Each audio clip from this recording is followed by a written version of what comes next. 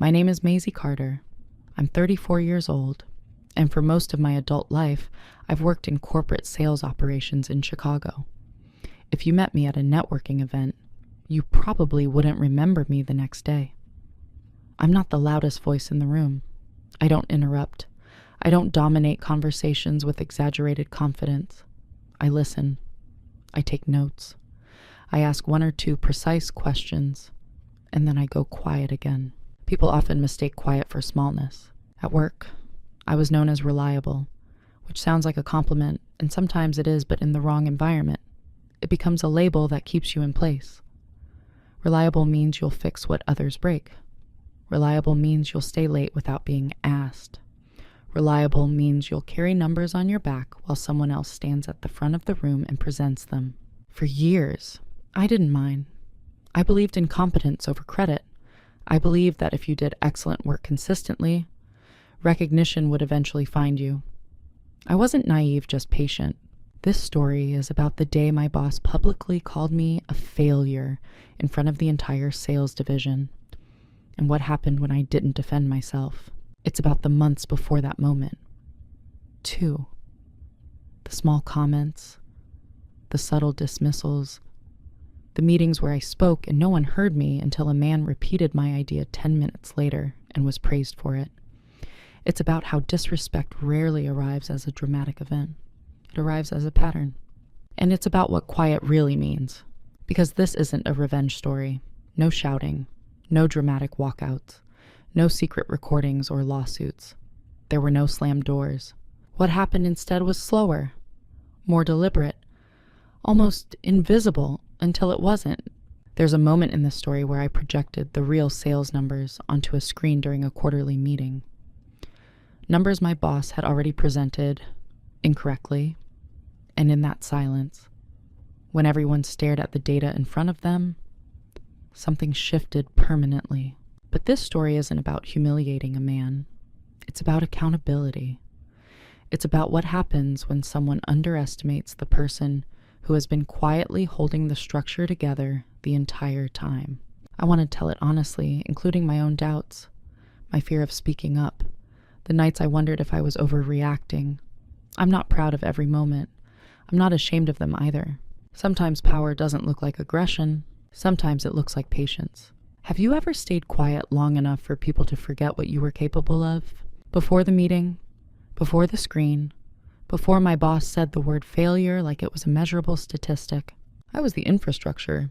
That's how I think of it now. At work, I wasn't the charismatic rainmaker flying to conferences and shaking hands under stage lights. I didn't have a signature handshake or a golf handicap that people admired. I didn't send late-night motivational Slack messages with rocket emojis. I built the system that those people stood on. Forecasting models, commission structures, territory adjustments, quarterly roll-ups. If a number appeared on a slide, it had passed through me first. But in meetings, I was introduced differently. This is Maisie, she helps with reporting. Helps. As if the numbers materialized on their own, and I just polished them. In the beginning, I corrected people gently.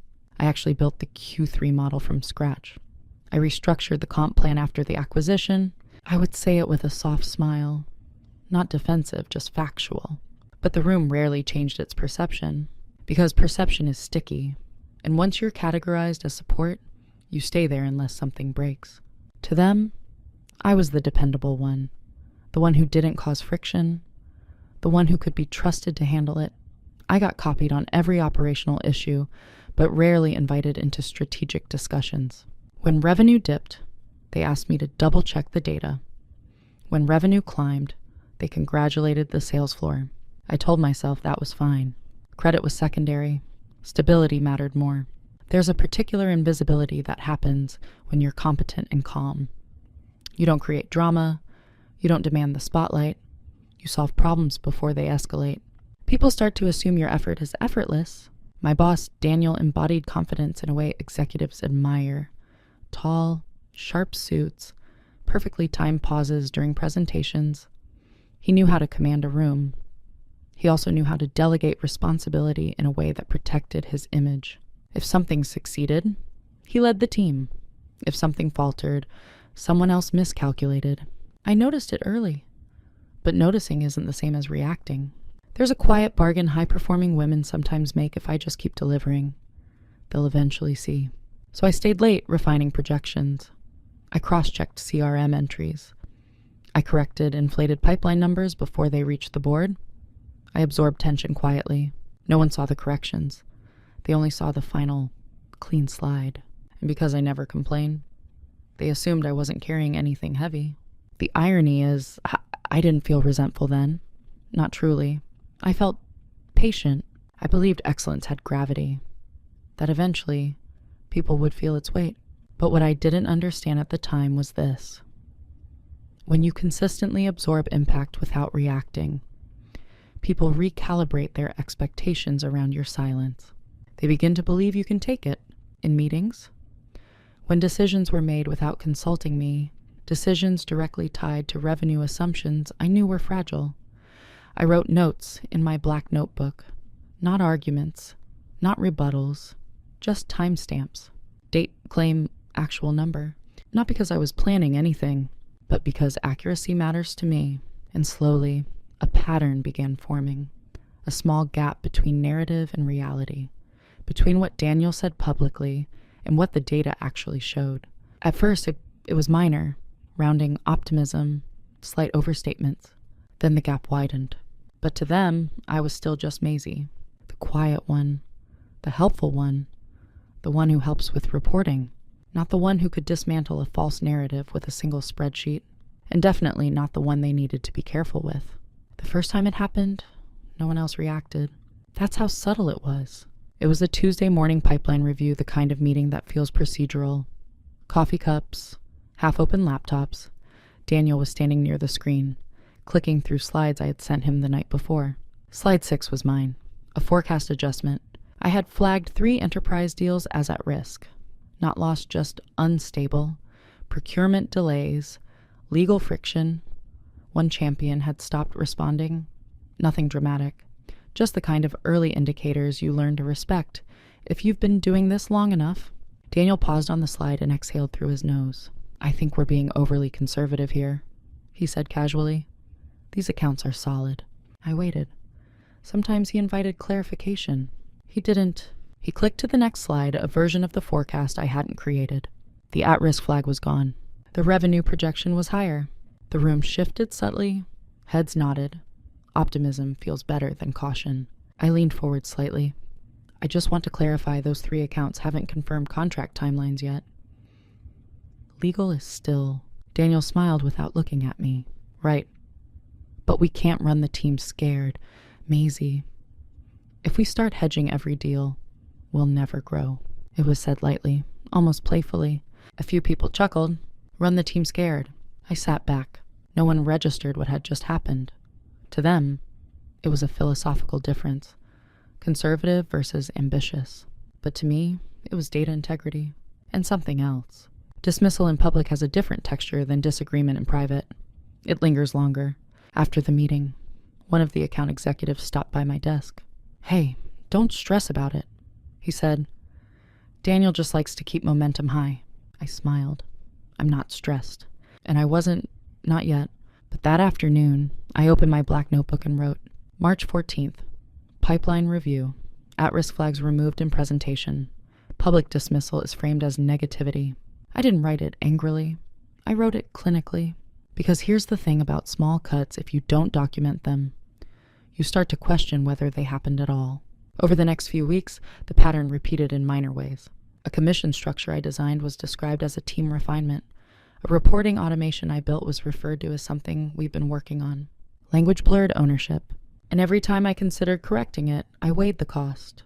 Would it make me seem territorial? Difficult, defensive. Women in operational roles learn this calculus early. You can be precise, but not sharp. Correct, but not confrontational. Assertive, but not emotional. So I chose precision without force. When someone misattributed a metric, I sent a follow-up email with clarification. When numbers were overstated, I adjusted them quietly before they reached finance. I told myself this was professionalism, and maybe it was. But something shifted inside me during that first pipeline meeting. It wasn't anger. It was awareness. I realized Daniel wasn't just optimistic.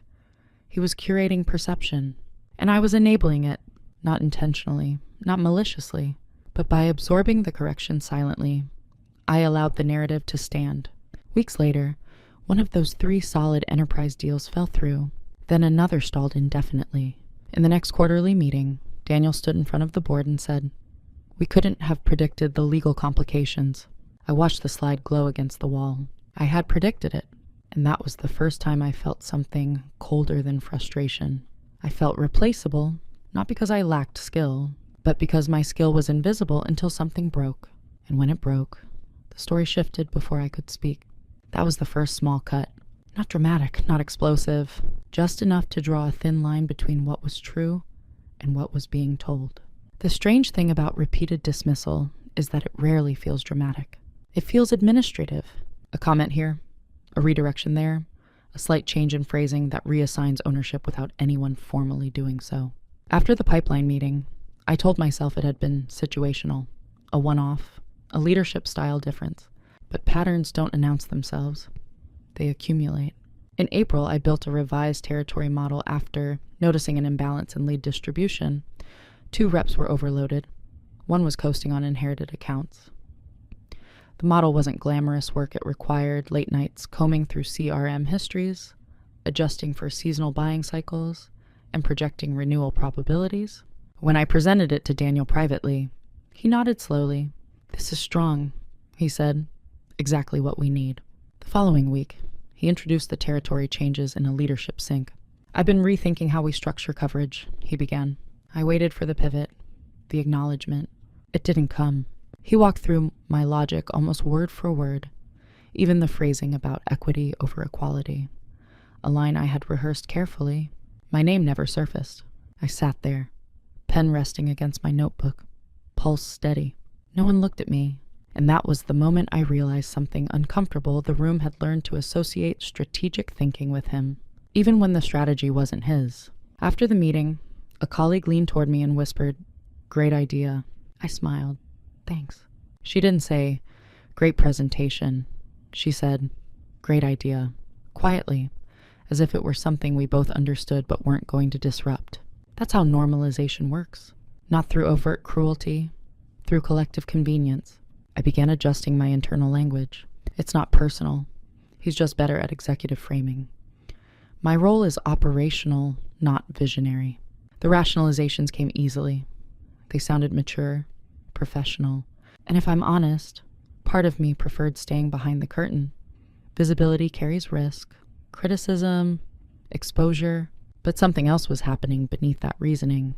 Each time my contributions were absorbed into someone else's narrative, I felt myself shrinking slightly, not in competence, but in perceived authority. I started being invited to fewer pre-meetings. Instead of, "What do you think?" the phrasing shifted to, "Can you pull the numbers?" Requests became transactional. Data, not direction. And because I'm wired to solve, I kept solving. I refined dashboards. I caught commission errors before payroll.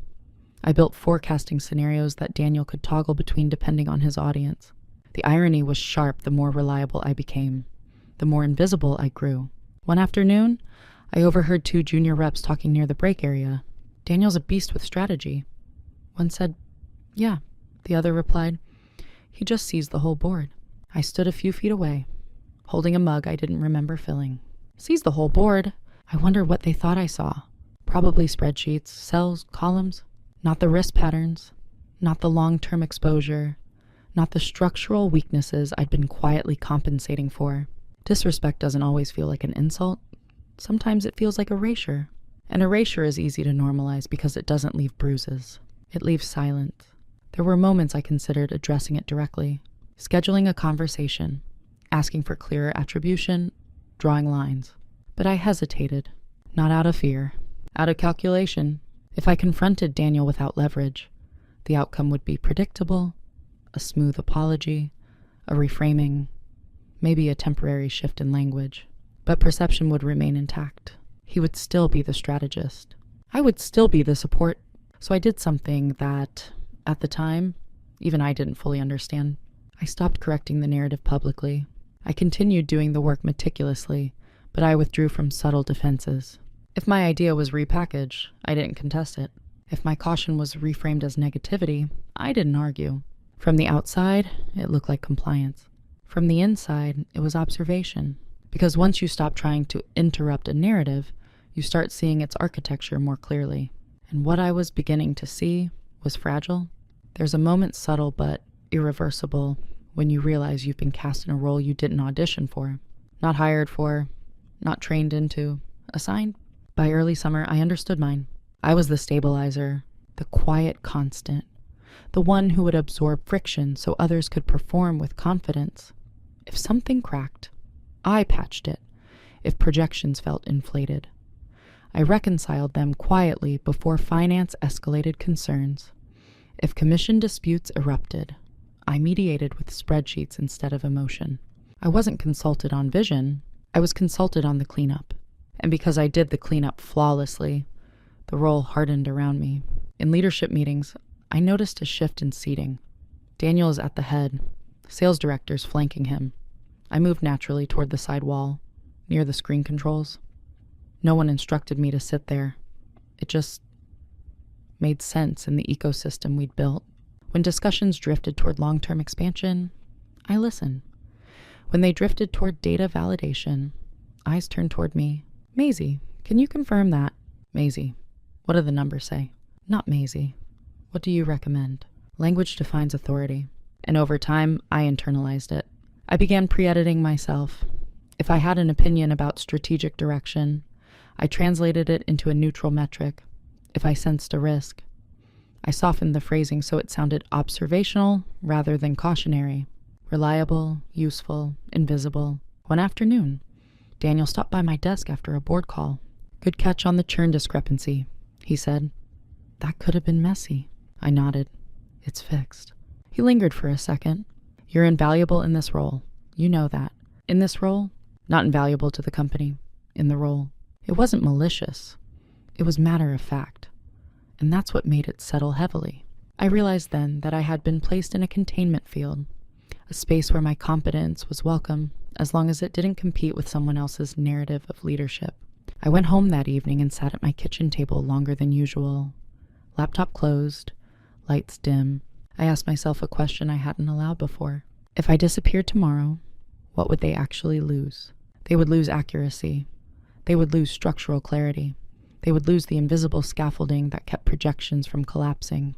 But would they lose authority? No, because authority had never been associated with me publicly, and that's when something uncomfortable surfaced.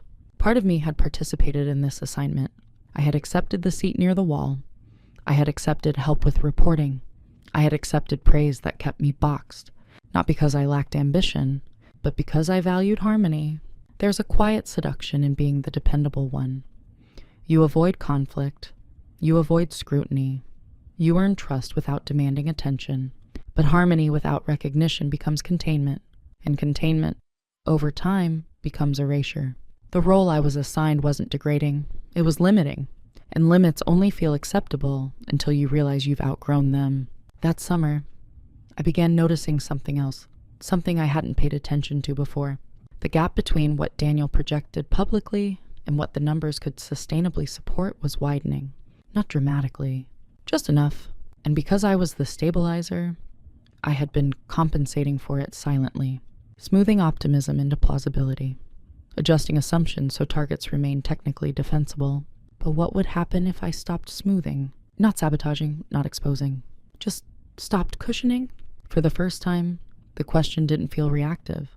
It felt clarifying. Because roles only hold as long as you agree to perform them, and I was starting to wonder who I might become if I stepped out of mine. It wasn't a dramatic day. There was no argument, no raised voices, no formal reprimand. It was a quarterly all-hands meeting, the kind where energy is curated carefully, slides polished, wins highlighted, language sharpened into optimism. I had finalized the Q2 numbers the night before. Clean, accurate, conservative in the way reality sometimes demands. Revenue was stable, but growth had slowed. 2 enterprise deals had officially fallen through the same ones I had flagged months earlier. A third had downsized at the last minute. Not catastrophic, but not triumphant either. That morning, Daniel asked for the final deck an hour earlier than scheduled. "I'm going to tweak a few framing points," he said lightly. I sent it. When the meeting began, I stood near the back of the room, notebook in hand. As usual, the sales floor buzzed with that anticipatory energy people adopt when they want good news. Daniel moved through the opening slides smoothly: team wins, individual shoutouts, pipeline momentum. Then he reached the revenue summary. The number on the screen was higher than the one I had closed. Not dramatically higher, but enough. My pulse didn't spike. It slowed. I opened my laptop quietly and checked the file I had finalized. Same timestamp, same figures. What he was presenting wasn't fabricated. It was adjusted. Deals are categorized as imminent instead of projected. Revenue recognized slightly ahead of confirmed signatures. Optimism stretched. The room responded predictably. Applause, relief. Then he said it.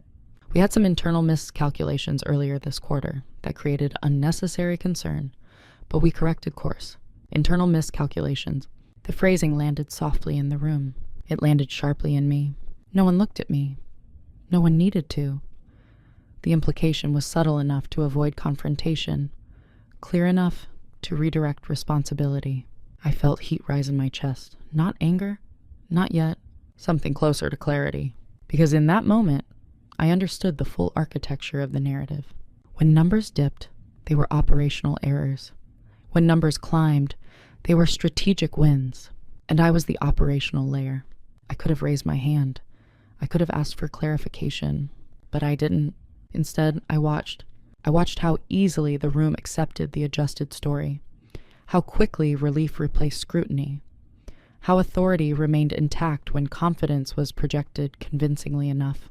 And something inside me shifted, not explosively, but decisively.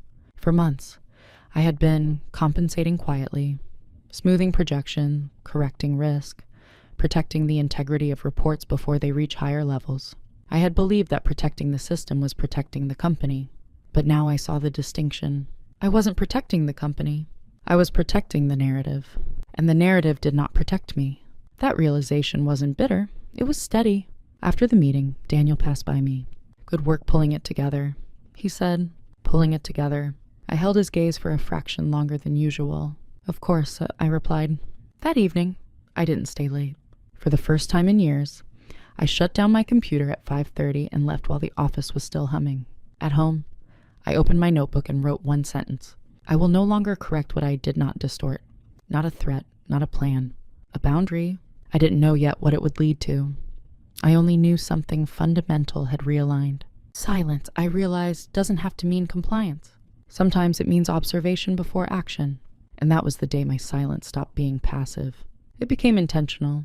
After that quarterly meeting, nothing changed on the surface. I still arrived at 8:15. I still carried my black notebook. I still responded to Slack messages within minutes. From the outside, I was the same Maisie, but internally, the posture shifted. Before, my silence had been diplomatic, an effort to maintain harmony. Now, it was deliberate, measured, strategic. The first test came sooner than I expected. A week later, Daniel forwarded me a draft board update. He had adjusted Q3 projections upward again, categorizing 3 mid-market deals as near certain. They weren't, not based on the data. In the past, I would have responded immediately with revised risk notes. I would have softened the optimism into something defensible. I would have protected him from overexposure. This time, I read the email twice. Then I replied with something simple. Please confirm that you'd like these deals categorized as near certain despite pending procurement approval. For documentation purposes, no correction, no emotional undertone, just confirmation. He responded 15 minutes later. Yes, comfortable with that positioning, comfortable with that positioning. I archived the thread. Silence. I was learning. Doesn't mean withholding effort. It means shifting responsibility back to its source. In meetings, I stopped preemptively defending projections. If someone overstated pipeline health, I didn't interrupt unless asked directly. And when I was asked, I answered precisely, no cushioning language. What's the downside risk here, Maisie? Approximately 18% variance based on historical close rates. I didn't translate that into reassurance. I didn't add, but we'll make it work. I let the number sit, Some people interpreted my restraint as detachment.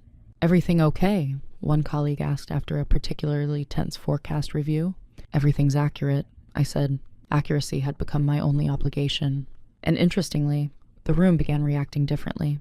Without my subtle smoothing, optimism sounded louder, more exposed. When Daniel framed projections aggressively, finance started asking sharper follow-ups. Not accusatory, just curious. Curiosity can be destabilizing when confidence relies on assumptions. Daniel noticed the shift too. One afternoon, he stopped by my desk again. "You've been quieter lately," he observed. I looked up from my screen. "I'm listening." He studied me for a moment, as if trying to determine whether there was an accusation hidden in the calm. "There's value in alignment," he said carefully. "I agree," I replied. And I did. Alignment just isn't the same thing as protection. The truth is, I wasn't trying to undermine him. I wasn't setting traps or orchestrating exposure. I was stepping out of the role of quiet absorber. If a number carried risk, it would be labeled as risk. If a projection required optimism, that optimism would be documented. Silence became a mirror, and mirrors can be uncomfortable. Over the next month, I began organizing my files differently. Not to prepare for conflict, but to prepare for clarity. Email threads sorted, forecast versions archived, time-stamped adjustments preserved. Not because I anticipated confrontation, but because something in me understood that narratives collapse slowly before they collapse suddenly, and when they do, the person closest to the data often becomes the easiest scapegoat. I wasn't going to be that person, so I stayed calm, I stayed precise, I stayed silent but no longer soft. Others mistook it for passivity. Daniel mistook it for loyalty. Neither interpretation was entirely accurate, because what they didn't realize was that I had stopped cushioning the fall, and gravity, left alone, is patient. Preparation doesn't always look like movement. Sometimes it looks like routine. By late summer, my days appeared unchanged. I still ran forecast reviews. I still maintained the dashboards. I still answered last-minute data requests 5 minutes before executive calls. But underneath the routine, I was doing something different. I was mapping patterns, not emotionally, structurally. Every projection adjustment, every verbal claim that diverged from documented data, every email confirmation where I had asked for clarification and received it in writing. I wasn't collecting ammunition. I was building continuity. There's a difference. If you want to expose someone, you look for contradictions. If you want to protect yourself, you build a timeline. I built a timeline. In my black notebook, I stopped writing just dates and comments. I began connecting them. Small arrows between meetings, cross-references to slide versions. Not dramatic, just meticulous. April 3rd, territory model presented as Daniel's strategy. May 18th, enterprise deal categorized solid despite procurement delay. July 7th, board deck adjusted upward, written confirmation received. Individually, none of it was explosive. Collectively, it revealed something quiet and consistent, the narrative bent toward optimism, and operational risk bent toward me. What they never noticed was that I had stopped protecting the gaps. When finance requested backup documentation for forecast assumptions, I provided exactly what existed, no additional smoothing analysis. When legal flagged premature revenue recognition language, I forwarded the original categorization decisions without reinterpretation. I didn't add commentary. Facts don't require tone. At the same time, I began strengthening something else, my own leverage. I enrolled in an advanced financial modeling certification program at night. Not because I needed it for my job, because I wanted external validation of the skill set I already had. I scheduled informational interviews quietly with 2 VPs in adjacent departments not to complain, but to understand how they viewed revenue integrity at scale. One of them asked me a question that lingered. "Who owns forecasting accountability in your org?" I answered automatically. "Sales leadership and operational validation." "That's me." He tilted his head slightly. "That's an interesting split." It was, and I had been living inside it without naming it. I also updated my resume for the first time in 4 years. Not in anger, in clarity. I listed achievements without minimizing them. Built a territory reallocation model, increasing close efficiency by 12%, redesigned commission framework, reducing disputes by 35%, implemented forecasting controls adopted company-wide. Reading it objectively felt unfamiliar, as if I were describing someone else. Meanwhile, in the office, nothing outwardly dramatic happened, but subtle cracks began surfacing. 2 of the near-certain mid-market deals Daniel had confidently projected slipped into the following quarter. Finance requested more conservative language in external reports. The CEO began asking for dual validation on numbers verbal strategy from Daniel. Documented confirmation from me, dual validation. I noticed something in those meetings. When I spoke, people listened more carefully. Not because I was louder, because I was precise. There's a gravity that forms when someone consistently refuses to exaggerate. Daniel, on the other hand, started adjusting his tone slightly around data. Less declarative, more conditional. Optimism is persuasive until it requires repeated explanation. One afternoon, I overheard him in a closed-door conversation with finance. "We're still aligned on the numbers, right?" he asked. Aligned. The word again. I didn't interrupt. I simply continued doing what I had begun weeks earlier, documenting alignment exactly as defined. What they never noticed was that my silence had evolved into positioning.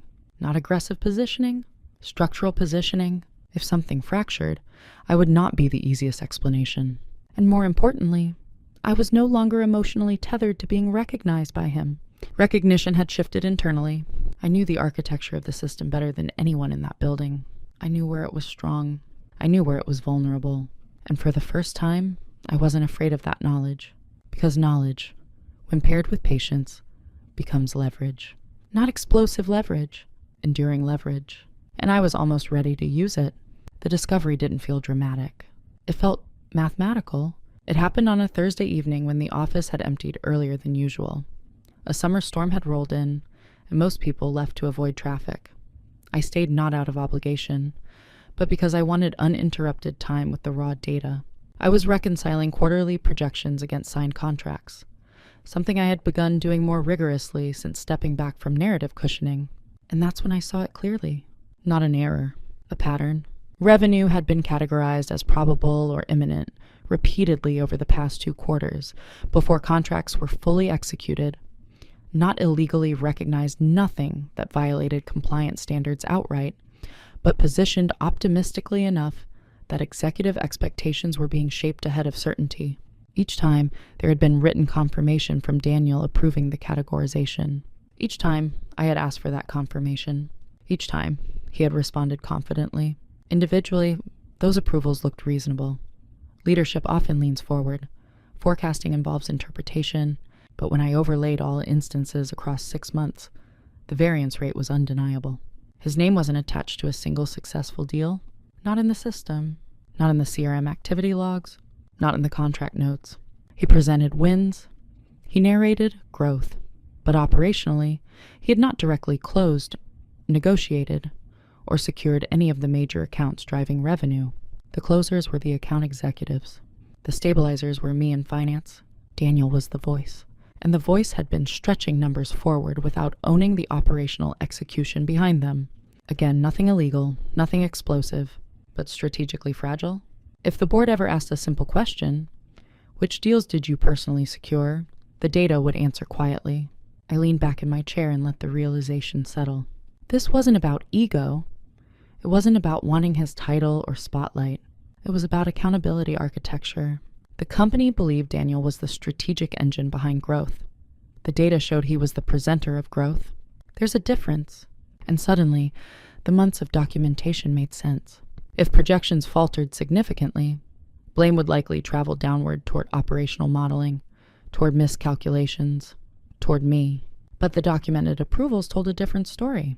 Comfortable with that positioning, I opened a new spreadsheet and created something simple, a timeline mapping forecast, categorizations to actual close dates, including email confirmations, authorizing optimistic positioning. It wasn't accusatory, it was clean. Date, deal, categorization, approval, outcome. The clarity was almost peaceful. For the first time, I understood something essential. I didn't need to expose anything. I only needed to stop absorbing distortion. Because if numbers were presented aggressively again publicly, confidently, all I had to do was ensure the source data was visible in the same room. No confrontation, no accusation, Just alignment. I closed my laptop slowly. Outside, rain streaked the windows, blurring the city lights into soft distortion. Inside, everything felt sharper. This wasn't revenge. It wasn't even resistance. It was calibration. Daniel's authority depended on controlled presentation. Mine depended on documented truth. And documented truth, when projected clearly, doesn't need volume. It only needs light. For the first time in months, I felt something close to calm certainty. Not because I had leverage over him, but because I no longer feared being positioned beneath him. The structure was visible now. And once you see the structure, you stop mistaking the spotlight for power. I packed my bag, slid the notebook inside, and turned off the lights. Quietly, ready? The opportunity came disguised as routine. Another quarterly review, larger this time, full executive leadership, department heads, and 2 board members dialing in remotely. The kind of meeting where language gets recorded in memory, even if it isn't written down. Daniel asked me to prepare the usual deck. Let's keep the narrative tight, he said. Momentum is the story. Momentum? I nodded and returned to my desk. This was the moment where, historically, I would have made quiet adjustments, smoothed the fragile edges, reworded risk into optimism so the room felt confident walking out. But now I had options. Option 1, continue cushioning, protect the narrative again, maintain harmony, stay safe.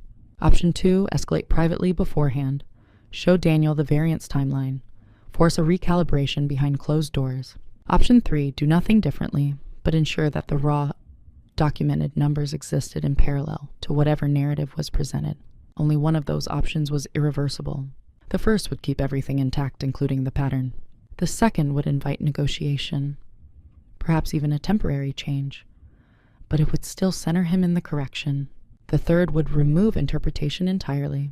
I didn't want confrontation. I didn't want an apology. I wanted alignment to be visible. So I chose the third option. Not impulsively, carefully. I built 2 layers into the presentation deck.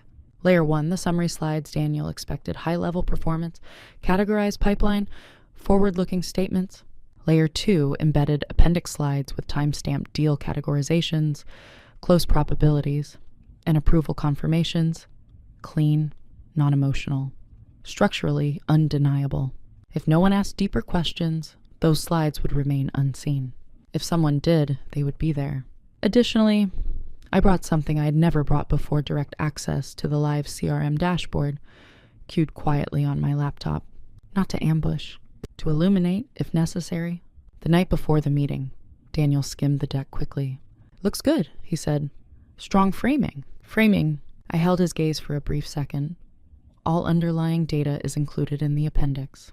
He smiled. Doubt we'll need that level of detail. Probably not. I replied, probably. The morning of the review, I felt calm in a way that surprised me. Not triumphant, not anxious. Clear, because here's the truth. Once you decide to stop protecting distortion, fear diminishes. The worst case scenario was no longer being blamed for miscalculations. It was being transparent. And transparency doesn't frighten me. As the meeting began, I took my usual position near the sidewall, but this time, my laptop remained open in front of me.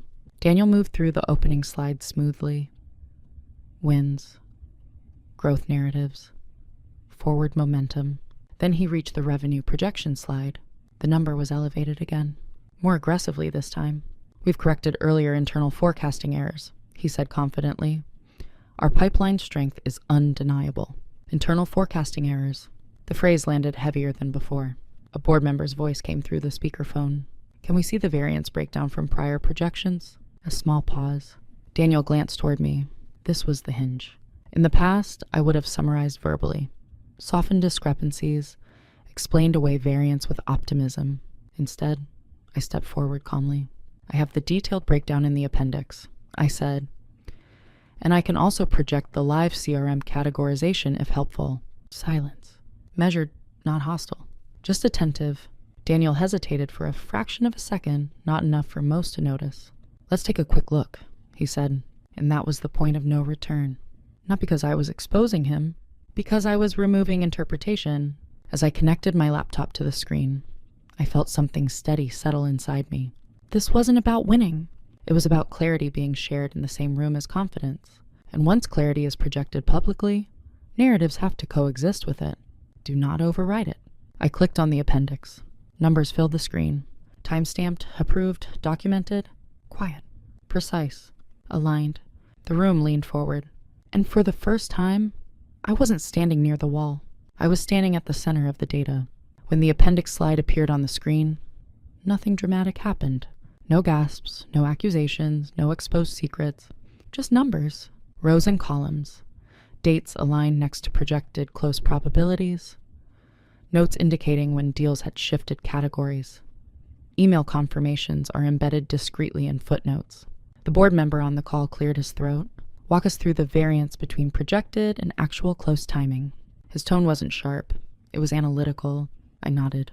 Over the past 2 quarters, several deals were categorized as imminent prior to contract execution. In some cases, close timing extended into the following quarter. The variance rate averaged 17.8%. I didn't look at Daniel while speaking. I looked at the screen. Were those categorizations operational decisions or leadership assumptions the board member asked? The room grew very still. This was the question, the one that would define ownership. I answered carefully, factually. Categorization decisions were confirmed by sales leadership after risk review. Not accusatory. Confirmed. Daniel shifted slightly beside me. Not visibly uncomfortable, just recalibrating. And moving forward, the CEO asked, I recommend dual sign-off on deal categorization above a certain revenue threshold. I said, operational validation and leadership approval documented in advance of external projection. It was a solution, not a confrontation. Structure instead of blame. There was a long pause. Then the CEO nodded. That's reasonable. Let's implement that. And just like that, the architecture shifted. No one said Daniel had misrepresented anything. No one accused him of inflating projections. But a new control had been introduced publicly, a control that required shared accountability. The meeting moved on. Slides continued. Momentum language softened slightly. Words like probable replaced certain. Projected replaced secured. Subtle recalibration. When it ended, people filed out quietly. Daniel remained in the room, gathering his notes. I unplugged my laptop slowly, methodically. He approached me with a measured expression. That was thorough, he said. Yes, I replied. A beat passed. We'll need to be aligned on messaging going forward, he added. I agree, I said again. And this time, alignment meant documentation. Over the next few weeks, I moved the same way I had in the meeting quietly. I drafted the dual sign-off process and circulated it to finance and legal before sending it to sales leadership. Not as a defensive maneuver, as a governance improvement. Finance welcomed it immediately. Legal appreciated the clarity. Daniel approved it because publicly opposing accountability after that meeting would have raised more questions than accepting it. Operationally, something else shifted too. Executives began looping me directly into strategic forecasting conversations, not to pull numbers, to weigh risk exposure. Maisie, from a structural standpoint, how comfortable are we here? Structural standpoint, the language changed first. Authority follows language. Daniel remained in his role. He still led meetings. He still spoke confidently, but there was now a visible second axis in the room. Data no longer bends quietly to narrative. Narrative had to stand beside data, and that difference, subtle as it seemed, altered the balance permanently. No one announced it. No formal correction was issued, but from that day forward, if projections were presented aggressively, eyes flickered toward me instinctively, not for permission, for confirmation. And confirmation, when calm and documented, carries weight. I didn't celebrate. I didn't feel triumphant. I felt aligned with myself because I hadn't humiliated anyone. I hadn't accused. I had simply projected the sales numbers on the screen and allowed them to speak without translation. What followed wasn't explosive. It was slower, quieter, but far more destabilizing because once a system requires shared accountability, it can no longer rely on one person absorbing the risk. And some people are far less comfortable standing without a cushion. The first consequence wasn't visible. It was tonal. Meetings felt different. Not hostile, not strained. Just careful. Where Daniel once spoke in declarative sentences, this deal is closing. He now added qualifiers. We're confident, pending final approval. Operational validation confirms trajectory. Operational validation. That phrase began appearing in slides. I noticed something else, too. People started CCing me more frequently. not just on reporting questions on strategic emails. When a regional director projected aggressive growth for the next quarter, finance replied, looping in Maisie for confirmation. Looping in? Before. I had looped myself in quietly to correct things behind the scenes. Now, the loop was public. Daniel maintained composure. He was too experienced not to. But subtle shifts revealed themselves in smaller ways. He began requesting my numbers earlier than usual, perhaps, to ensure alignment before presentations. He asked for written summaries instead of verbal overviews. Documentation, once optional, became routine. None of this looked like fallout. It looked like governance improvement. But governance can feel heavy to someone accustomed to narrative agility. A few weeks after the board meeting, 2 mid-market deals slipped again. Nothing catastrophic, but enough to lower quarterly projections. In the past, I would have preemptively softened the internal discussion, positioned the delay as a timing issue rather than a structural overreach. This time, I presented the updated forecast cleanly. Projected close shifted to Q4, variance reflected, documentation attached, no cushioning commentary, in the leadership sync. Daniel stood in front of the screen and paused slightly longer than usual before speaking. We're recalibrating timelines based on operational review, he said. Recalibrating. Operational review. He didn't say internal miscalculations this time. Language reveals adaptation. After the meeting, one of the account executives approached me. Hey, he said quietly. Things feel tighter lately. In what way, I asked. More formal, like we can't just lean into optimism anymore. I held his gaze gently. Optimism still matters, I said. It just needs structure. He nodded slowly. Structure can feel restrictive if you're used to momentum carrying the room. But structure protects credibility long term. Daniel and I had fewer casual conversations after that. Not out of conflict, out of recalibration. He no longer stopped by my desk to make light comments about framing. Our interactions became transactional and precise. Do we have validation on this? Yes. Documented? Yes. There was no anger between us. Just awareness. I also began noticing something more subtle, the CEO's attention during meetings. When Daniel presented projections, the CEO glanced at me occasionally, not suspiciously, confirming. That glance carried quiet power, because power isn't always loud. Sometimes it's a shift in who the room waits for. One afternoon, finance requested a cross-departmental review of revenue integrity processes. I was asked to lead it. Daniel was invited, not assigned. The invitation itself spoke volumes. And here's the part that surprised me most. I didn't feel victorious. I felt responsible, because when authority shifts toward you, even subtly, you can't treat it like a trophy. You have to treat it like stewardship. The consequences weren't explosive. No one lost their job. No one was publicly corrected. No reputations were shattered overnight. But the cushion had been removed. Narrative now required corroboration. And when corroboration becomes standard, confidence has to anchor itself in reality. Daniel still held his title, but titles without unchecked narrative feel different, lighter, more exposed. The consequences had begun, not through confrontation, through clarity. And clarity, once normalized, doesn't retreat easily. The real shift didn't happen in a meeting. It happened in a hallway. 2 months after the board review, Q4 projections were tightening again. Market conditions had softened. Procurement cycles were slower. Nothing unusual, just the kind of external pressure that exposes internal optimism. Daniel requested a private meeting with me late one afternoon. Not unusual, but the tone of the calendar invite was different. Forecast alignment discussion. When I walked into his office, he was standing by the window. Jacket off, sleeves rolled, the posture of someone recalculating. Close the door, he said gently. I did. He sat down across from me rather than behind his desk. A subtle shift in positioning. I want to make sure we're unified going into next quarter, he began. The board's gotten detail-oriented. Detail-oriented. I waited. We need to project confidence, he continued. If we present too conservatively, it impacts morale, investor perception, momentum. I nodded slowly. I agree that confidence matters. I said, it just needs to align with close probability. A pause. In the past, he said carefully, you helped smooth some of that tension. There it was. Not an accusation, not blame, an acknowledgement. He wasn't asking me to falsify anything. He was asking me to resume cushioning, to translate optimism into defensible numbers, the way I once did. And for a brief moment, I felt the pull of familiarity. It would be easier, smoother, quieter. But something irreversible had already happened in that boardroom when I projected the sales numbers on the screen. The system had seen the raw architecture. The CEO had seen it. Finance had seen it. Controls were in place now. Dual sign-off processes, documented approvals. You can't return to informal distortion after formal alignment. Daniel, I said evenly, I can't pre-adjust projections beyond documented probability. Not with the new controls in place. His jaw tightened almost imperceptibly. I'm not asking you to do anything inappropriate. I know, I replied. Silence settled between us. Then he said something that clarified everything. It feels like you're not in my corner anymore. Not in my corner.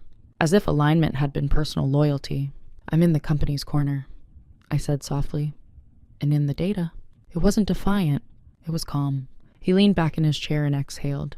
For the first time, I saw something in him I hadn't before. Not arrogance, vulnerability. Because the narrative he had built over the years relied on fluid interpretation, on confidence, preceding confirmation, and now confirmation came first. The panic didn't look dramatic. It looked like a recalculation without a cushion. Over the next few weeks, I noticed more signs. He rehearsed presentations longer. He requested probability breakdowns earlier. He asked finance to double-check assumptions independently. The structure that once quietly protected him was now visible and shared. And once shared accountability exists, you can't push risk downward without it surfacing. In the following executive review, projections came in lower than originally anticipated. Not catastrophic, but real. Daniel presented them conservatively. No narrative flourish. No reframing of internal miscalculations. Just numbers. Afterward, the CEO spoke calmly. Accuracy builds trust, he said. We can plan around reality. It wasn't directed at anyone specifically, but it landed. In that moment, I realized something important. It wasn't that Daniel couldn't fix it. It was that he couldn't return to the previous dynamic. The illusion of unchecked narrative had been replaced by visible structure, and once visibility exists, trust recalibrates around it. Not loudly, permanently. As we left the room, Daniel walked beside me in silence. There was no hostility, just recognition. Too late to restore the old balance. Not because I attacked him, because I stopped absorbing for him. And some dynamics only function as long as one person carries invisible weight. Once that weight is set down, the structure has to hold itself, or reveal where it can't. The confrontation, if you can call it that, happened on an ordinary Wednesday. No raised voices, no closed-door accusations, no audience. Daniel asked if we could talk after the weekly leadership sync. We stayed in the conference room while others filtered out. The air still carried the faint scent of burnt coffee and dry erase marker. He didn't sit this time. He stood at the end of the table, hands resting lightly on the surface. I want to clear something up, he began. His tone wasn't sharp. It was measured the way someone speaks when they're trying to understand a shift they didn't anticipate. Do you feel like I've misrepresented your work? The question surprised me slightly. Not because it was defensive, because it was direct. I considered it carefully. This isn't about credit, I said. He watched me steadily. Then what is it about? Accuracy, I replied, and ownership. A long pause. I've always trusted your numbers, he said. I know. That hasn't changed. I know. Silence again, but not hostile. Just honest. The board dynamic shifted, he continued. It feels like I'm being second-guessed. You're being validated, I said gently. He absorbed that. There's a difference between second-guessing and validation. One assumes doubt. The other assumes shared responsibility. I built this team, he said quietly. I carried us through tough quarters. And you did it well, I replied. That was true. This wasn't about denying his leadership. It was about adjusting its structure. He studied me for a moment, as if reassessing something fundamental. I didn't realize you felt exposed, he said. I didn't feel exposed. I answered calmly. I felt position. That word hung in the air. Position. Underneath narrative. Underneath risk. He nodded slowly. In hindsight, he said, I may have leaned on you more than I acknowledged. It wasn't an apology exactly, but it was recognition, and recognition, when sincere, carries weight. I never wanted to undermine you, I said. Projecting the appendix wasn't a statement. It was alignment. He gave a faint, almost reluctant smile. It was effective. No resentment, just a fact. We stood there for a few seconds in shared understanding. This wasn't a battlefield. It was a recalibration. I need to adjust how I lead in this environment, he said finally. That's fair, I replied, and I need you aligned with me. I met his gaze evenly. I am aligned with the company, with reality, with you and those aligned too. There was no challenge in my voice, only clarity. For the first time, the dynamic felt balanced, not because he had fallen, not because I had risen dramatically, because the invisible layer between us, the one where I absorbed narrative risk, had dissolved. We walked out of the room together, no tension trailing behind us, just a quieter understanding. Leadership without an unchecked narrative feels different. It requires more preparation, more humility, more shared accountability. And I think, in that moment, he understood something too. I had never tried to take his place. I had simply refused to stay beneath it, not with anger, not with noise, just with numbers. And numbers, when calm and documented, don't argue. They clarify. It's been a year since that meeting. The company looks similar from the outside.